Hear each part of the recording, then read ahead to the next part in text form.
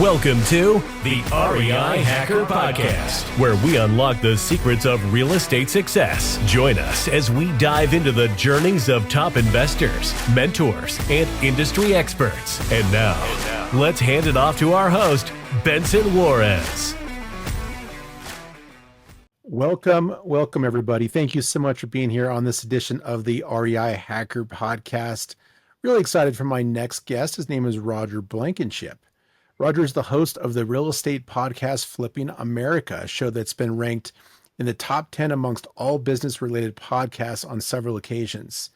Roger is an international best-selling author, educator, and motivational speaker. He has personally flipped over 2,000 houses and has been a part of hundreds more in the real estate transaction world. He's also the founder of the Flipping America Network, a real estate community and trading technology platform.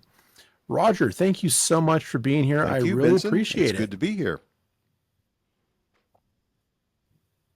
Yeah, and so you're traveling right now. You are in Costa Rica, am I living right? life. I mean, as I look out the window right there is the Pacific Ocean. It's very nice. It's amazing. You know, we've known each other for several years now, Roger, and this fact escaped me for many, many years, but doing a little bit of research, we discovered that you actually originally aimed for a career in the ministry. So you studied theology and you had minors in speech and music at Bible College. How the heck did you end up in real estate? Things went pretty well. If I'm good at anything, it's talking. So I got onto the travel, speaking, teaching circuit, and I was very blessed and was able to travel really all over the world. And did a lot of speaking at colleges and universities and big churches. And I loved it. It was great for my ego and just had a good time with all of that. But that was not easy on my marriage. And so one day I got home from what I thought was a successful trip, and my wife told me that she had been thinking about leaving me. And that started the slide. Long story short, we sought help for many years, but it was too little too late. And I don't fully blame her, but our marriage ended. And then, you know, in my circles, that's kind of a death blow to your career. So I had already started buying some rental houses, and I thought, well, I'll just go for it. So in 2006, I went for it. And you know what happened in 2007 and 2008? It was tough for the first couple of years, but then we figured out how to make money even in a down market, and then it's been good, brother. Oh, yeah. Well, if you're set up right and you've got enough resources and you know how to navigate those sort of uncertain waters, it can be a lot better than the good market. Yeah, that's true. Actually, a strong real estate market is tough for investors. I have a very good friend who's been on my show a few times, John Durham, who is a broker that I trained in the real estate investing game. And he said, man, when the real estate market is good, it's great to be a broker. But when the real estate market is bad, it's great to be an investor. That's pretty good. But I didn't have anybody helping me, you know, try to figure out how to make money in a down market. And we made it by making a few mistakes. Oh, certainly. And those are the best lessons, are those mistakes, as long as it doesn't hit you too difficultly financially, right? If it just takes everything away, then if you can't recover from that, yeah, you know, I don't want to disagree with you, but just a minor little thing about that point. The best lesson is watching someone else make the costly mistake and learning from that. That would be the best one. No kidding. Yeah, it is. And that's really where a lot of this guru stuff started, right? Was back during that downturn. Now, there were certainly gurus before that, you know, Robert Allen and Carlton Sheets and the like. I mean, there were a lot of guys that were sort of the forefathers of, you know, the guru world, but a lot of guys kind of came out of that with a newfound, I guess, inspiration for mentoring and coaching and teaching people how to invest in real estate. Yeah, because when you were saying that, I was saying, yeah, there are some gurus out there, and then there's some salesmen that probably would do just as well selling used cars because they don't really do anything with real estate or no real estate, but they're in this game. And so there's some con men, and then there are some respectable people as well. And the challenge for someone that's not been in this business before is to know which one is which. Oh yeah, because they don't know what's true and what's not true. And, they will go to the person who is charismatic, the person who makes a lot of noise and can attract that attention. And has like, a big they're the first ones to advertising get budget, seen. and maybe talk somebody into doing a TV show based on what they're doing. That helps. True. Yeah, the fix and flip shows, right? Remember Flip or Flop? Way back when Tarek Al Musa and was those were one of some of the first fix and flip shows were those. And then a bunch of them spawned off of that. But you're right. People who have had success in real estate don't always make the best coaches. Yeah. And there's some people who haven't had much success in real estate who make darn good salesmen selling coaching Both of programs. those things are true. And it's not necessarily that everybody's out to get you. I think that you are you much of a basketball fan? You know who Magic Johnson is, right? All right. Oh yeah, one of the I'm a greatest huge players of all basketball fan. time, but he wasn't a very good coach. I don't know if you remember when he tried to coach the LA Lakers for a while, and he was frustrated because the things that he could see, the things that just came so easily for him and so naturally for him, he had never had to work to develop those skills because he just was blessed with those abilities. And so he didn't really know how to teach those who didn't have that, So there are some people who are just wonderful operators that are not good teachers. That's true in every field, not just real estate. And then there are other people who don't really operate, just want to make a buck. And all the telltale signs are there for anybody who's listening. And I even did a show on how to recognize a guru. One of them is they're holding an event at a hotel room and it's free. If you're going to a hotel conference room and it's free, then basically what that means is their marketing budget is paying for it. And you have to stop and ask yourself, all right, so they've got to be selling something that based on the numbers is going to make them some money. You just have to know that when you go into one of these things. And when you go there, you're going to get sold into a weekend event. And you think that weekend event, 2 or 3 days, is going to give you all the information. But really, it turns out that that weekend event is just a gigantic sales pitch to basically build trust and warmth and some sort of emotional connection and sell you into a $50,000 program. And the reason I got into coaching, Benson, is to reject that, actually. I just don't think that it's necessary. Anybody that really does well in real estate doesn't have to do this. And the sun just popped out. Can you tell? Sorry. It's really in my eyes. You want me to shut the blinds? Are we okay? Okay. We're okay. Right. It looks great. I'll power through. Anyway, where was I? Oh, if you've done okay with real estate, you don't have to charge people $50,000 to learn this game. And I'm telling you right now, you don't have to pay $30,000 or $50,000 to learn this game. It's just not that complicated. But there are some important, expensive lessons that you need to learn either the hard way or by learning from the mistakes of someone else. That's why I rolled up everything I know and put it into a program. You can take the whole program in a year for less than $500. Yeah, it's pretty amazing. But let's be clear and honest about those programs. It doesn't mean that they're because you're paying for them, they don't work. A lot of people have been successful with them. Right? They can certainly work. It's just an expensive education, but it could be less expensive than if you go out there and make investments and don't do things the right way and you lose your own cash by making mistakes. I know people who have some programs that are expensive that have had students that have had massive success. So there is a balance there, but I guess your point here is that if you are on a shoestring budget, it doesn't mean you can't get into a good program and learn real estate because you couldn't afford the expensive cost of the program. Right. And there are so many things that you can do. You can join a local club. Not all of them are created equally. Some of them are better than others, but there's a real estate investors club in every town. And in a city like Atlanta, where I just most recently lived, there are 30 real estate investor clubs that meet throughout the month. And, you can take your pick. You can go to all of them or some of them, and some of them are going to be better than others. And then, basically just find someone that's actually done it and start taking advice from them. Yep. And there's a lot of free education online. YouTube is a great Sure. search engine for finding content that can teach you different strategies. And a lot of the times it isn't just how to do it, it's the Right. why to do it.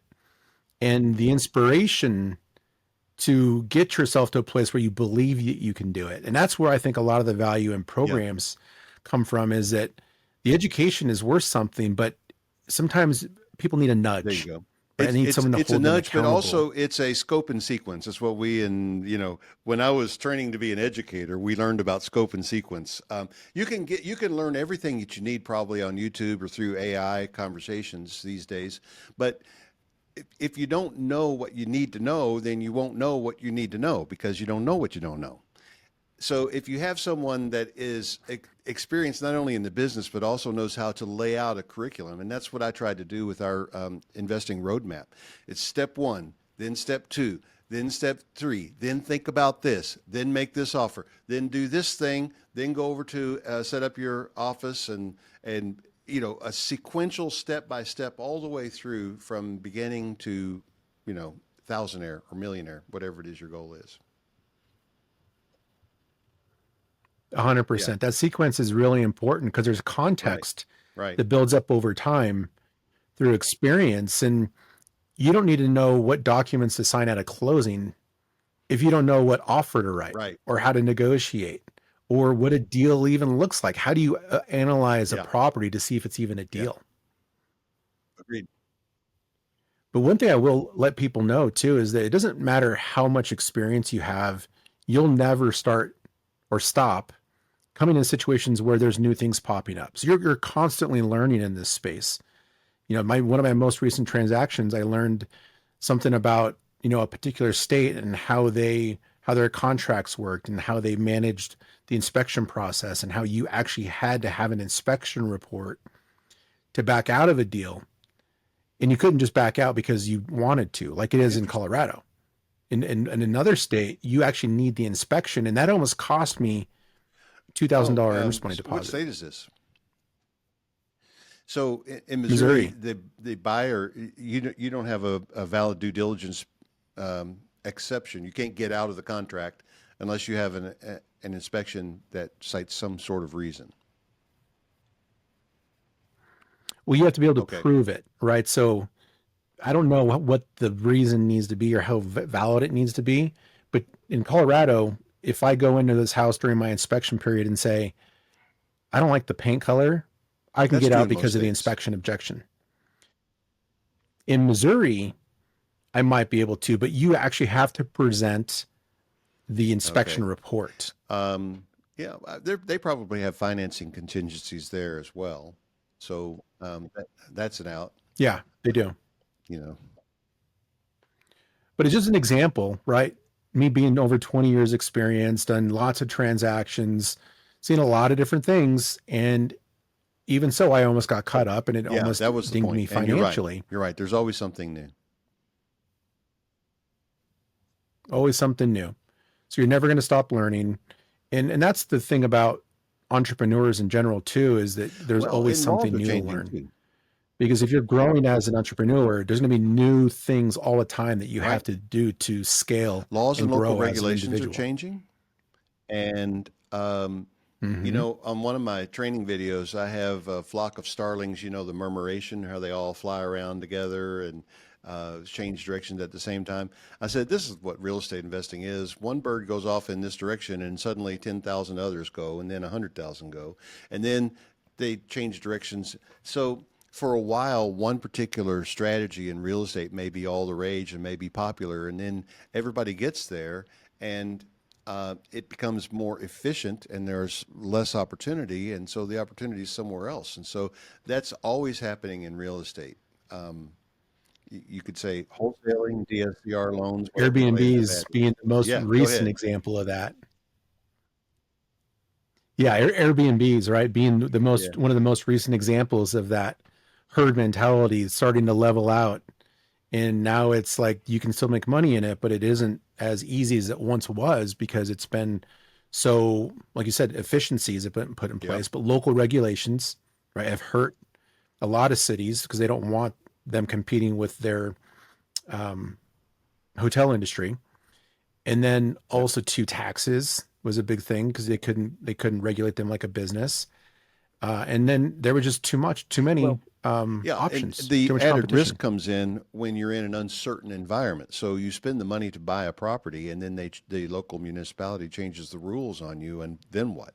So your show is the REI Hacker Podcast. So this is a hack that we've started using and teaching others. Don't buy the property, get a master lease. And so we provide our Mm, students with a master lease that they can use. They inform the landlord that they are going to sublease the house for Airbnb and make some provisions in there for all damages and repairs. Of course, that just really doesn't happen as often as you think. But the other thing that you can say when you're pitching that to the landlord is, hey, this house is going to be professionally cleaned once a week. It's going to be in better shape than if you had a long-term tenant in here. So they get their money right. and you go make it. Then if the municipality changes the rules, then you work your way out of that lease, whatever you have to do, your cancellation agreements. 60 days, hopefully, if you set it up right. Yeah. So a Right. lot less risky for sure because you're not in it for down Right. payment, a mortgage, and then you've only analyzed it from one angle and there's no other exit Yeah. strategies there You just have enough cash to in get out of a reserve to deal pay 2 if you months get worth of caught. payments and cancel the lease if they invalidate your ability to use it as an Airbnb. It works. Mm. Yeah, that's smart. So is that a Yeah. clause that you put in the master lease that if the Yeah. municipality law changes that you can Yeah. legally get out of it? But typically it would be a 12-month Yeah. Or type if you master like lease, right? the prospects of the cash flow, give that landlord some assurance and some comfort and say, hey, I'll do a 24-month lease. The issue here Mm.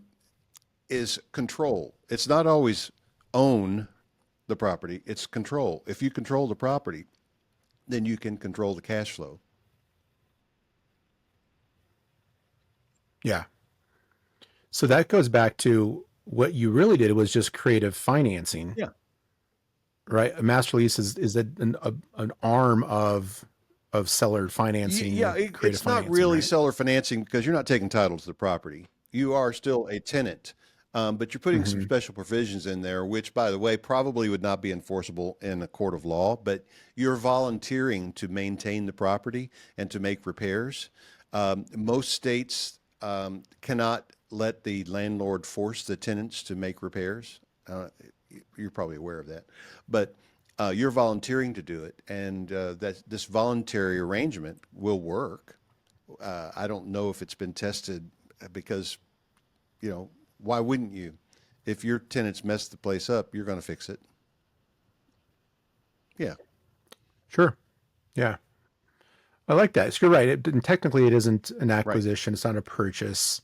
It's just another way of getting control of the property so that you Yeah, can cash yeah. flow. You can get the financial benefit And of it without you can take fully owning it. an owner that has a property for sale that's not on the MLS, and you can do a lease option with them and do the same thing.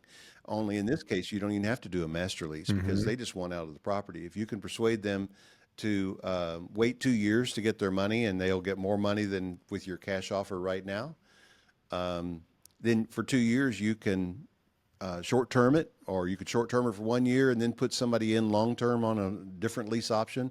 There are all kinds of things that you can do to control the house without owning it. Right.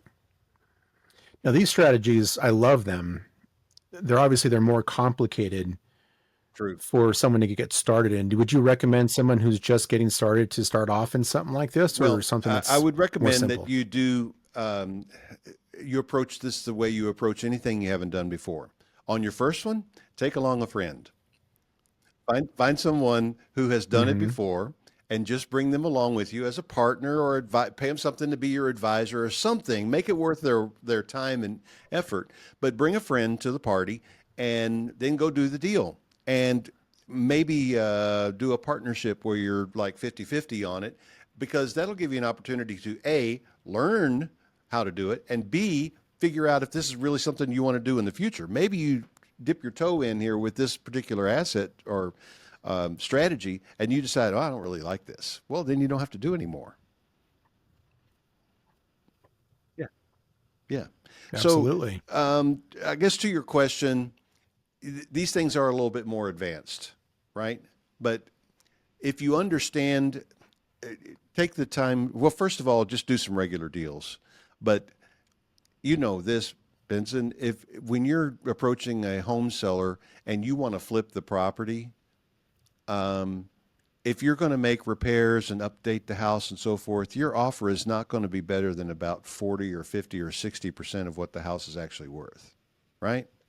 Well, there's a very low percentage of normal home sellers that are going to take that, especially in a market like it's been over the past, I don't know, 6 or 7 years. They don't have to take that. They can sell a house with damage and get near retail for it. The iBuyers will come along and pay a stupid amount of money for it, as long as it fits their other criteria. So you're not going to get very many yeses if you are just a cash buyer. So this is part of hacking, learning the game. What you can say to a seller is, okay, I've got 2 offers for you. One is a cash offer, and it's pretty low, but I have to make a little bit of money here, and I'll be glad to go through all my numbers and show you what I'm making. So, I'm not here to rip anybody off, but I do have to make a profit. The other one is going to get you some more money, but I need you to work with me on the terms. And they will, if you just leave it at that, they will always say, what do you mean? Well, my cash offer, say my cash offer is $250,000, but if you can let me pay you off in full in 2 years, I'll give you $325,000. And here's how it works. And you break down and show them the numbers. And maybe they'll take the 250, but because now they realize that in order for them to get all their money, other things are going to have to happen. Or maybe they'll say, yeah, I didn't really have any plans for that money anyway. I'll just sit and wait, and I'll have $75,000 more in 2 years. Then the big question is going to be, how do I know I can trust you to make this happen? So that's another part of the thing that you do to prepare yourself for that conversation. Oh yeah, that conversation could be pretty challenging if you haven't done it a lot, and you might even have a script, right? And that script from front to end. But as soon as they ask a question that isn't on the script, you're screwed. Well, that's why you bring along a friend, first of all. Take me or somebody with you to have that conversation who doesn't need to operate off of a script. And then after you've done a few, and you know what? This happened to me, okay? 20 years ago, but it happened to me. I sat there and made a pitch to somebody, and they said, but what about, and I went, oh, me, I don't know. Let me call you back in a day or two. And you know what? I said, I haven't been doing this very long, and I wasn't ready for that question. I'm so sorry. Let me call you back in a day or two. And they almost always will say, sure, it's fine. Call me back. Because if they really want to make a deal, then they're going to be a little bit patient with you. And sometimes I've had some people get snippy with me, and people get rude and say, no, man, you don't know what you're doing. Get out of my face. All right. Well, that just makes me more determined to be better prepared next time. It's going to happen. But still, I would rather do that than never try. Well, you brought up a good word, though, is prepared. You brought up a good word there, which is being prepared, right? So prepared meaning you know the numbers, you know how the transaction actually works. You can explain it in a way that a layman can understand it. And you've had enough discussions with people that you can anticipate what the objections are going to be so that you're not having to go someplace to find the answers. You know them. And that conversation just goes way more smooth, and it's easier to close. And it's helpful if you can anticipate the objections in advance. And even this is back from the old art of rhetoric, actually persuasive speaking. But if you address those objections in your presentation, because you know what some of those objections are going to be, if you anticipate them and mention, by the way, I know you may be thinking, blah, blah, blah. Well, here's the answer to that. And so they're sitting there thinking, no, this person does know what I'm thinking. All right. What did you call that? What was the term for Oh, it? well, all right. Persuasive. So back when dirt was young and I was in college, I had a course, I was majoring in speech. And I had a course called persuasive speaking. That was the name of the course. But really, it's what the ancient Greeks called the art of rhetoric. Okay. And it's how to speak persuasively. Now, I don't want to, I'm not a very good salesman. And I'm not going to try to sell anybody anything or talk anybody into anything, especially something that they don't want. I have friends that are all into this. Oh man, I'm drawing a blank. The subliminal suggestion thing. Yeah, yeah. NLP. And maybe there's something to that. Maybe it's just magical thinking. I don't know what it is, but whatever it is, it feels manipulative to me.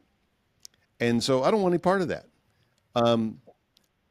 But Right. there is some value to making something of an emotional connection with someone, understanding that, you probably wouldn't be there talking to them if their life was going great, right?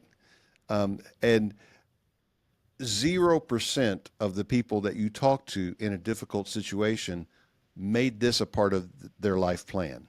They weren't planning to be here. And, you know, just between you, me, and, all of your listeners, I know from having done this for many years and talked to tens of thousands of people over the years that, and also I've bought hundreds of foreclosures at the courthouse steps, and I've gone into homes where I just bought the house. The people were there. They just lost the house and I bought it. And now we've got to deal with this. I didn't have to do that, but I did that anyway because I'm me. Anyway, 97% of the time, the people brought it on themselves through poor decisions. So how do you feel about that? Well, here's how I feel about it. I've made a bunch of poor decisions in my life. And fortunately, I've been shown some grace sometimes. And what I decide that I want to be is an instrument of grace. And even if I look at them and in my brain, I'm thinking, man, what you did was really dumb. You got yourself into this jam because you're so stupid. That's what I'm thinking. But I'm not going to say that because I could also, when you point the finger at somebody, you got three pointing back at yourself. I can also say I've made some really dumb decisions. And so rather than even thinking about that or what the cause is, let's solve the problem. And so what's the problem? And if it's Right. somebody who's got a house to sell, let's solve the problem. Let's do something that's going to treat them with dignity and respect and get them a little bit of money and help to go on down the road and start the next chapter of their life. If somebody that just lost their home in foreclosure, their problem is they got to move, and it takes a little bit of money to move. So let's give them a little bit of money. That's why I went into those homes, to meet with people and offer them money to help them move out if they'll do so in a timely way. Well, yeah, it's a benefit, right? To get someone out of the house in a timely manner without a bunch of damage, and then pouring concrete into the sinks and taking the fixtures Sure. off the walls, and having them have a sour taste in their mouth because they feel like the Taking all bank the took bulbs out of advantage of them. the steps to the basement and then pouring motor oil on them on their way out the door. Right. I mean, there's some people who get pretty That sour didn't about happen it to me. when you're right. I 90% was of the time standing it at was the their courthouse fault. steps one day bidding against a fella on a pretty nice house in town. And finally, he was willing to go a little higher than I did. And we were pretty good friends, because at the courthouse auction, it's a little bit of action separated by a lot of conversations and boredom, sort of like going to a baseball game. And so I knew this guy. And the next month after he came back, after he bought that house, that's what had happened to him. And he had fallen down the stairs and messed his ankle up pretty good. And, Oh, people no. will do that. But that's when I told him my strategy of going and knocking on the door. And he said, "Aren't you afraid?" Benson, you've never met me in person, but I'm 6'5", every bit of 265 pounds, former college football player and weightlifter. People don't, generally don't bother me. I walk up to the That's door, an I knock asset. on the door, and I That is back all the definitely way there. to the edge of the porch away from the door, and I stand there with my arms folded in front with a smile on my face. And then when they come to the door, I just say, hey, I know that I'm not the person you really wanted to see today, but I just bought this house. And what I want to do is to see what we can work out. If they get testy with me, Yeah, yeah, if it's a they get great way to testy get with me, ahead I'll of say, it. look, I didn't have to come here. I could just go down and file a dispossessory right now. I'm just trying to help. That calms them Right. down. Yeah. I mean, most people that are in those situations, I don't say most, I wonder what the numbers really are. Probably most of them aren't in foreclosure. There's other things, right? They got tax violations, code violations. There's a Yeah. bankruptcy or a divorce, or they're behind on payments. There's lots of other scenarios where you can help them Yeah, fix you're a talking about the short-term money percentage of people problem. who are in distressed sale. What percentage are in foreclosure? Yeah, there are a lot of different distressed sale situations. Right. Yeah. And, sometimes it's Yeah. just because somebody got transferred and they want to move and they don't want to be a landlord. Mm-hmm. Okay. Yeah, there's all kinds of situations. And then this goes back to like what we were talking about people getting started, is they get into this business thinking they're going to be a real estate investor, but really you're a Hey, problem very solver. good. Yeah. And there's lots of skills that you need to be able to do that, like understanding how to solve the problem, being creative, thinking on your feet, how to talk to people, right? Having compassion and empathy, and really understanding how to listen to Yes. people's problems so you can come Yes. up with a All good of those solution. things. And you see, what you said at the end is what I would put first. Before you could solve their problem, really understand their problem. When I was younger in it, Mm-hmm. and I confess that I can be a little impatient sometimes, I would be sitting there thinking about how am I going to make money out of this deal and not really picking up on what the actual problem is.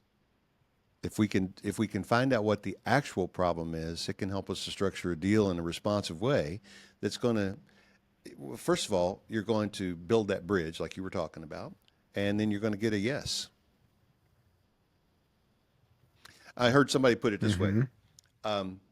What you do is you set the problem out here mentally in front of you, and the problem is this house that they need to get rid of. And so you mentally walk around on their side of the table and sit down with them to solve that problem. That's what you're doing mentally. That helped me. That changed me. Oh yeah, that's Yeah. perspective, right? That's a paradigm shift. I used to teach, or not teach, mentor at-risk youth.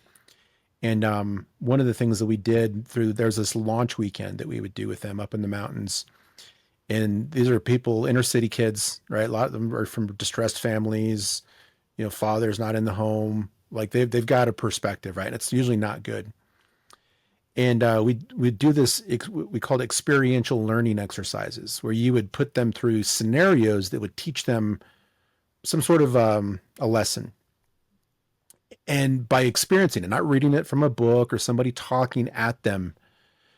And one of the things that we did is that we had this box. It was the perspective box, and every side of the box had a different image on it. And it was the goal of a group of young people on one side to convince another group of young people on the other side of the box what was on the box. And they had two completely different images, but they didn't know that, right? And so they're arguing about what's on their side of the box, and they would go on for 10 minutes, 15 minutes, and just getting really frustrated and yelling at each other, but not realizing that their perspective was completely different than the other people's. And if they just move to the other side, like you did mentally, you can Yeah. start to see what other people are seeing. And then you can put yourself in their shoes and understand why it was that they are thinking the way they're thinking. It's really powerful. Yeah. Yeah. There are a lot of things like that you can pick up just by going out there and doing it. And I want to encourage your listeners to just go out there and start talking to people. And you're going to screw up, you're going to make mistakes, you're going to walk away from some, and you'll realize tomorrow what you should have said yesterday and think, man, I could have saved that deal. Well, that's okay. It's going to happen. Mm-hmm. Yeah, that's what getting out of your own way, right? And that's part of what I felt like can be valuable in some of these mentor groups that people form is being around like-minded individuals that are going through the same things that you are, and you're learning together and you're building a community, which you've done through the Flipping America Network, right? Yeah. You've got a community there, which you built from the REIA mentality, but then also having some people that have been there and done that who can guide you along the way and help you not to make those mistakes, and try to prevent some of those things that would discourage you to, if you were doing it on your own and quitting. Right. Yeah. Right. That accountability and that hand holding can be helpful for people who are just starting off, because the weight of the world's on them, and now they got this brand new thing they got to learn, and they're not thinking that they even deserve it. Yeah. Well, right. Making your first offer is a big, it's a big hurdle, and we celebrate that when you make your first offer. We have a little hurrah party in the forum and cheer you on, even if it's no, and it probably is going to be no. In fact, when you make your first offer, I've got a course called Real Estate Investing Quick Start, and I want you to make offers within the first 3 weeks. And if you get one accepted, we're going to have a little pause and come to Jesus meeting, because if you get an offer accepted that quickly, you probably offered too much, and we're gonna look into it. But, right. Yeah. So let's talk about your community. Let's talk about the Flipping American Network and how you merged basically the concept of a REIA with a trading and technology platform into one. Yeah, there's a lot there. It. And I tend to get a little too excited about everything that's going on. I don't know if you can hear the excitement in my voice, but anyway, I'm pretty stoked about it. Back in 2019, one of my good friends said, you should start a national REIA because we need one. And so after a few more months of thinking and talking about it, we launched the Flipping America REIA. You've been a speaker there. And but in 2022, we decided, well, that was good during COVID and everything. It turned out to be perfect timing, really, because the online meetings. But we decided to fold the function of that into just one network. And we've been working on a technology platform for some time now. And my CTO tells me June the 1st, we'll see. It's a June 1st, 2025, or is this? We plan to go live with the commerce platform, where wholesalers will be able to post a property, or any home seller will be able to post a property on the platform completely free of charge, never pay. And then buyers, when they register, will tell us what zip code they're looking to buy in. You can put a bunch of them, 25 zip codes where you want to buy properties, and download the app to your phone. And then whenever a property is posted in the zip code where you want to buy, you get a notification, and you'll be able to interact with the seller through your phone or on the web and go to contract. DocuSign is integrated. You'll be able to go contract right on the app. And then whenever you go to contract, the buyer pays the platform a small technology fee, and that's it. But the other thing that we've done is we're working on, I hesitate to talk about this because we're not at MVP yet, but I years ago wrote a spreadsheet. Well, I did it for my own business. We were analyzing anywhere from 50 to 100 deals a week to make 20 offers a week, because we were buying 10 houses a month. This was some years ago. And so in order to get better at this, I developed my own spreadsheet, and it was a series of spreadsheets that I used to run the business. And years ago, I put all of them together, and we called it Flip Calcs. And so back in October, I started writing the upgrade to Flip Calcs 2, because I have built so much automation, and I've created formulas. I've talked about these formulas. I talked about them in my book, and I've talked about them, on the show and in speaking engagements around the country for years. So there's nothing new here, but my default repair formula is in this. We have something. We had an app. We used to have an app called the Flipping America Property Grade, and we have rechristened it the Property Perception Index. When you have two properties that look exactly the same on paper, but look, because the numbers are the same, but they look very different because this one is cute as a bug, and this one is just, the curb appeal is lacking, and we call it in our technical language, butt ugly. So you're going to take the pretty house over the ugly house, right? If the numbers are the same.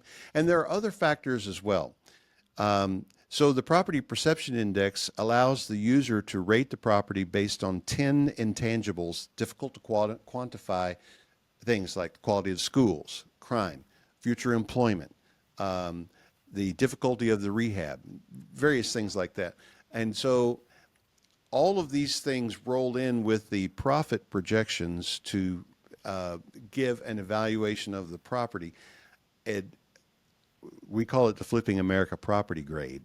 So it's a combination of how much money you're going to make, your return on investment, your return on cash, and the PPI, the Property Perception Index, all of it averaged together. So you want to get a grade on a potential investment that you're looking at? Okay. Where, man, I hope that I think we're going to be able to pull this off.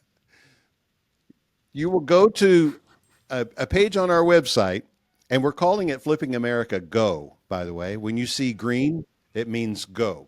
Okay. All you're going to do is type in the address of the property and click go.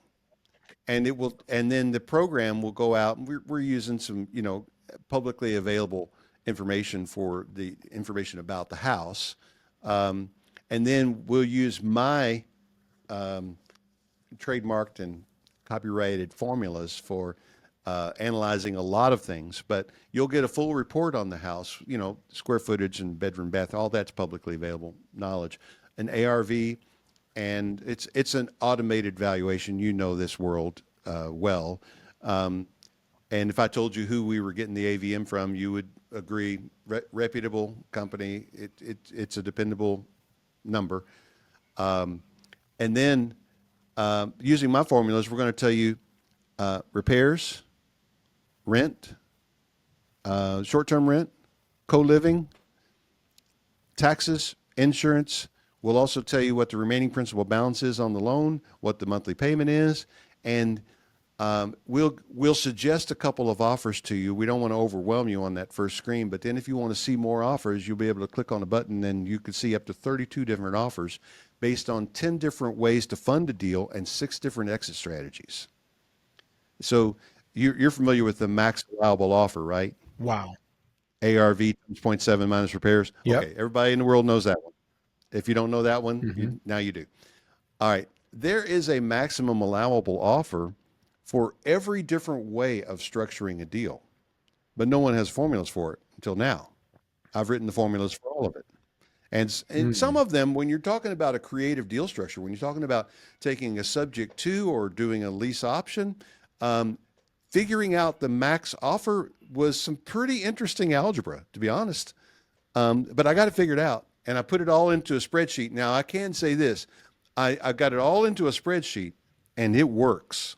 It is amazing what it does. When I got done, I sat back. It was over 2,000 formulas I wrote for the spreadsheet. I sat back and I looked at it and I thought, man, Wow. I have something here. And I showed it to a group in Atlanta, a group of sophisticated investors, and every one of them signed up to be a beta tester. None of them are very good with spreadsheets. One person figured out how to use the spreadsheet, and that led me to turn it into an app. So we're turning it into a web-based app. It's been in development now for about 4 weeks, and we think by June the 1st, we'll be at MVP, and we'll have these API calls, and you'll be able to type in the address and hit go. If you have an offer amount or a sales price, you'll be able to just put that amount in, And we'll grade the property. We'll tell you whether it's A, B, C, D, or F based on the numbers. So that's Flipping America Go. That's part of the That's platform. amazing. But that's just a part of it. If you're new to this thing, we've got a whole training program. And it's funny, just this morning, we finished a series of banner ads for our affiliates. That's why I said earlier, you can learn everything you need to know about real estate investing for less than $500. So here's the deal. Our training membership is $49 a month, or if you buy the annual membership, it's $480. In that membership, there are 18 courses from soup to nuts. You get the roadmap, step-by-step guide, and a course that goes along with every step of the roadmap. Here's what you do. Here's what you do next. Blah, blah, blah, blah, blah. Not a lot of hype, but a lot of information based on experience. And the truth is, you can get through all of those courses in less than a year. There you go, $500. Now, we don't want anybody to leave, but the truth is, if you leave at the end of that time, you'll have everything that you need. Yeah. Right.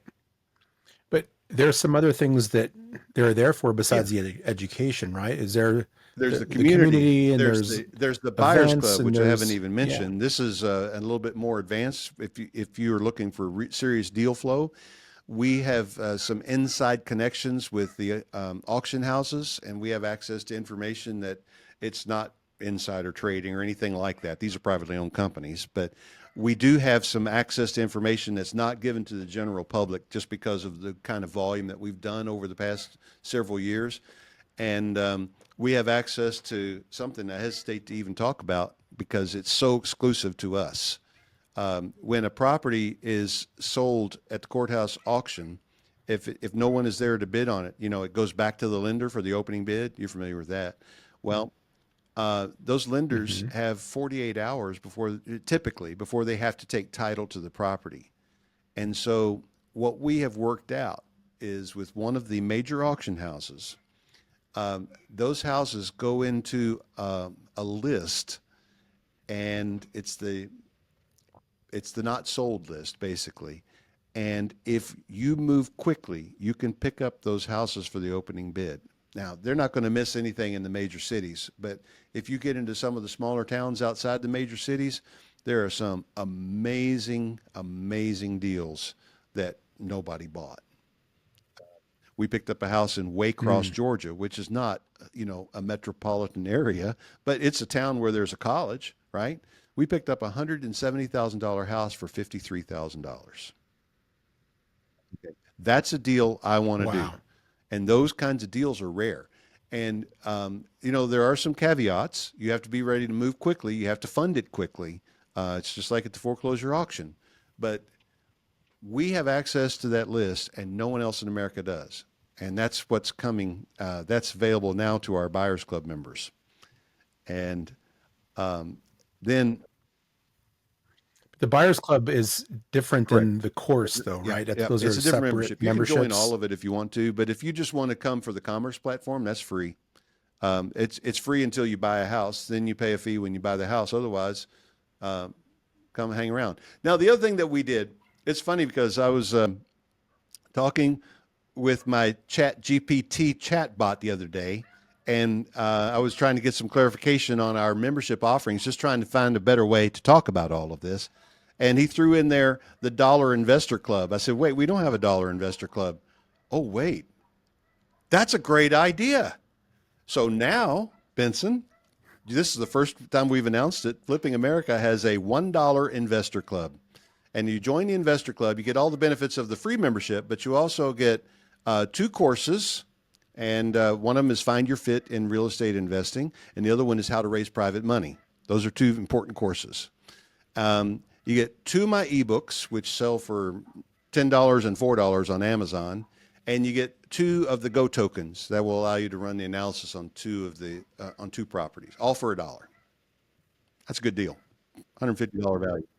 Yeah, that's a great deal. So, oh, you said Go tokens. That's interesting. So, when you analyze a property, you have to you pay a token to do it. So it's like You don't have to pay for monthly access. You could just analyze one Yep. You'll property be able for a to single just do token. one property because, not everyone is serious or full time and they just want to do one or two properties a month, or they want to analyze one or two properties a month.